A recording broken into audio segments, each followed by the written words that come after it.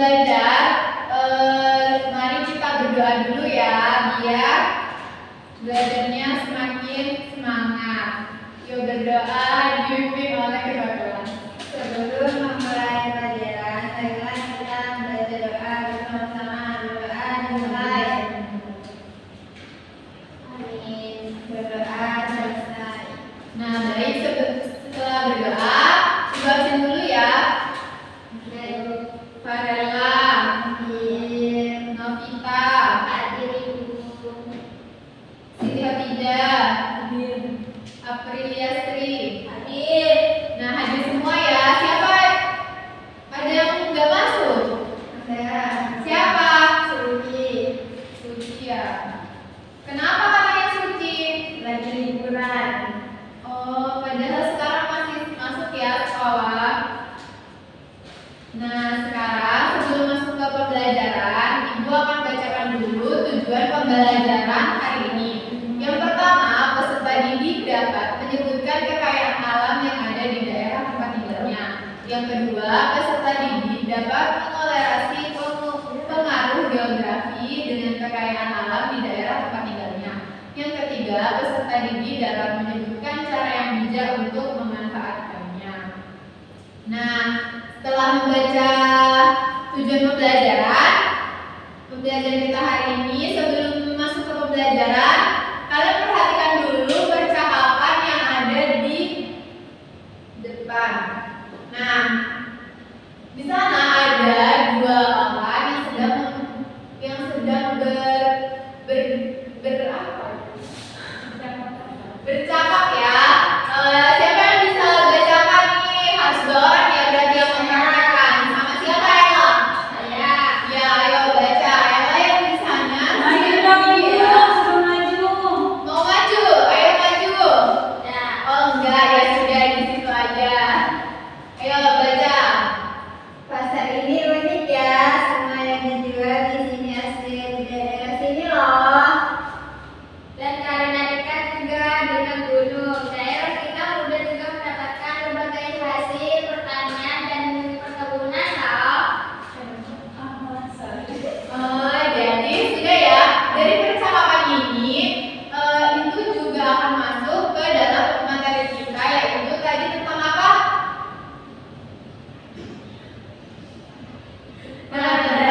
Buku dan kekayaan alamnya. Nah, yang termasuk di dalam kekayaan alam itu seperti apa? Nah, yang tadi ini di sini ada karena dekat juga dengan gunung, daerah yang mudah mendapatkan berbagai hasil pertanian dan perkebunan. Jadi kekayaan alamnya yang ada itu adalah Pertanian. itu hasil alamnya ya, hasil alam dari gunungnya. Nah, perhatikan ya, perbedaan karakteristik ruang di setiap wilayah sangat mempengaruhi kegiatan ekonomi, sosial, budaya, dan pola hidup masyarakat. Misalnya, karakteristik ruang daerah pegunungan yang permukaan berbukit-bukit, tidak rata, tetapi tanahnya subur, sangat cocok untuk dimanfaatkan sebagai lahan pertanian. Nah, maksudnya di sini itu kayak pegunungan. Di pegunungan itu bisa ada, di sana kan ada bukit-bukit. Nah, di bukit-bukit itu kita bisa menanam padi, terus bisa berkebun juga. Nah, selanjutnya ya, nah Ibu akan menjelaskan tentang pegunungan. Nah, pegunungan itu adalah daerah pegunungan dimanfaatkan untuk sebagai lahan pertanian, perkebunan, dan kehutanan. Selain itu, daerah pegunungan dimanfaatkan untuk sektor pariwisata, rekreasi, dan olahraga. Nah, pemanfaatan daerah pegunungan untuk perekonomian dan usaha meningkatkan kesejahteraan masyarakat. Misalnya, pegunungan di Dieng. Nah, kalian tahu nggak pegunungan di Dieng? Tahu yang Yang ada di dalamnya, ya betul.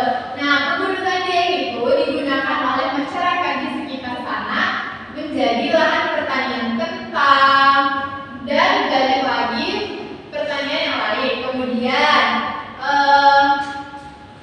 di Bogor, Puncak Bogor di Jawa Barat itu ada untuk lahan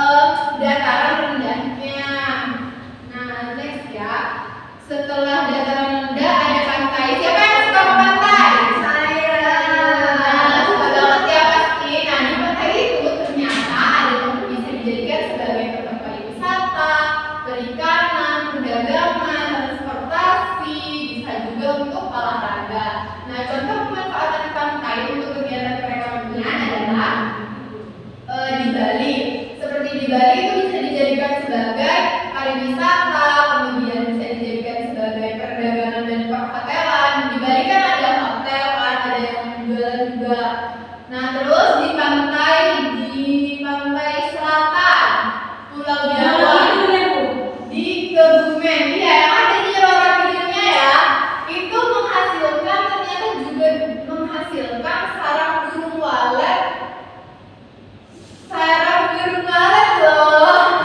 Nah, di pantai di wilayah Pantura Jawa itu wilayah Cirebon juga ada untuk perikanan tambak dan air payau. Contoh pemanfaatan wilayah laut misalnya Selat Bali sebagai jalur transportasi masyarakat dari Pulau Jawa ke Pulau Bali. Jadi kalau misalnya kalian mau ke Bali itu harus naik kapal dulu. Jadi ada yang memisahkan antara Bali dan Jawa, yaitu apa? Laut. Ya. Kemudian danau dan waduk, ternyata ini yang terakhir ya. Danau dan waduk itu dimanfaatkan untuk perikanan, pariwisata, olahraga, dan irigasi dan juga PLTA. Apa itu PLTA?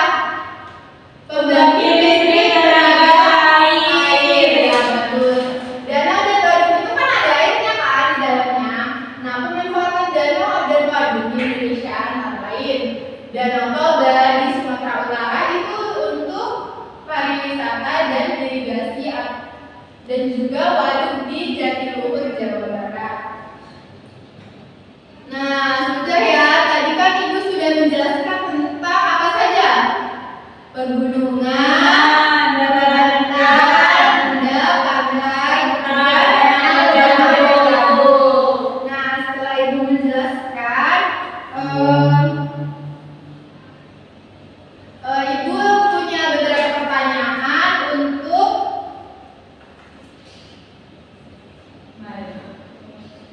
Ibu punya beberapa pertanyaan.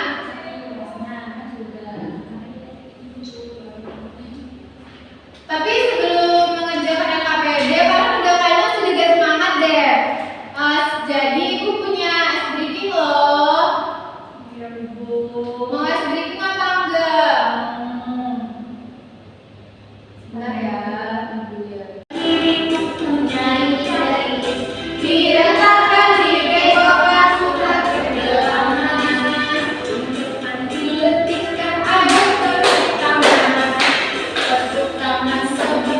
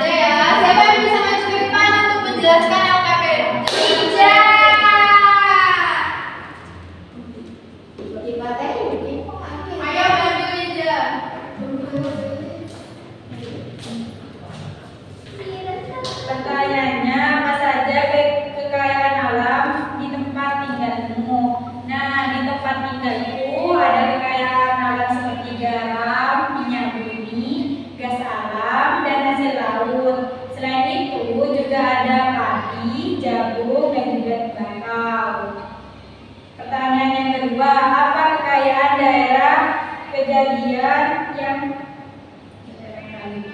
paling penting. apa kekayaan daerah kalian yang paling penting?